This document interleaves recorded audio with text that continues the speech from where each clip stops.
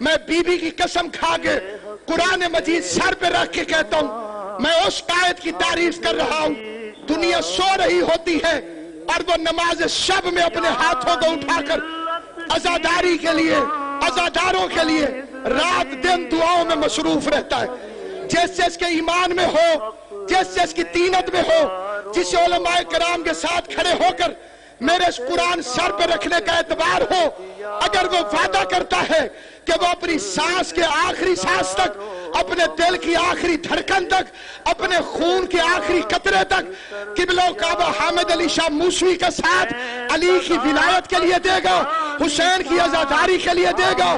اور عصمت سادات کے لیے دے گا، وہ اپنے دونوں بازو بلند کر کے جسے قرآن پر اعتبار ہو وہ ہاتھ اٹھائے گا، جسے اعتبار نہ ہو وہ چپ رہے گا، جس کا یقین نہ ہو وہ قسم شریک نہ ہو، جس کا قائد ملت جعفریہ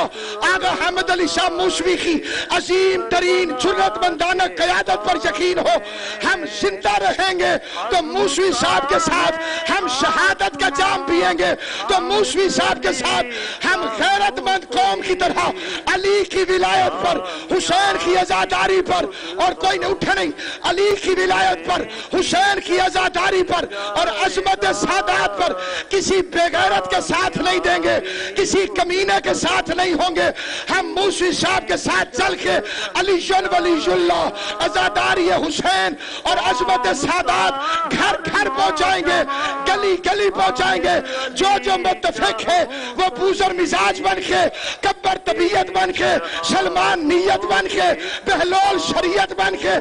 وقت کے اس زمانے کے زندہ کلندر حامد علی موسوی کی حمایت کی خاطر اپنے پنجوں کے زور پہ کھڑے ہو کر پوری طاقت کے ساتھ جس کو جتنی طاقت حسین بادشاہ نے دی ہے، دونوں بازو بلند کر کے اپنی جگہ پہ کھڑے ہو کر اپنی زندگی کا سب سے زیادہ پرزور نعرہ حیدری